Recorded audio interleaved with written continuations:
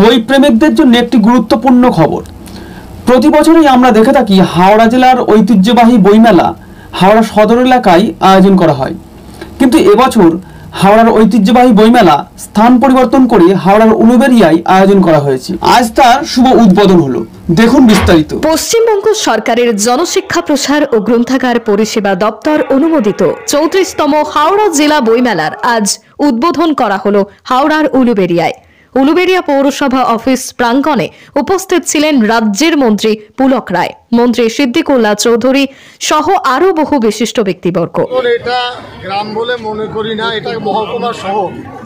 উলুবেড়িয়াকে কেন্দ্র করে 7 জন মাননীয় বিধায়ক আমাদের দপ্তর স্থির সিদ্ধান্ত নিয়েছে কেবল জেলা শহরে না করে মফস্বল এলাকায় ছড়িয়ে দেওয়া দরকার। এই বইমেলা এখানে নতুন জাগরণ তৈরি করবে, সম্প্রীতির সৌহার্দ্যতা, একে অপরের কালচারকে জানতে পারবো, একটা ভালোবাসার আবহাওয়া তৈরি হবে। এই কারণে বইমেলার গুরুত্ব কিন্তু খুব বেশি।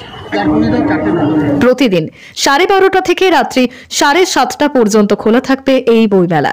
29শে ডিসেম্বর পর্যন্ত চলবে হাওড়ার ঐতিহ্যবাহী এই বইমেলা।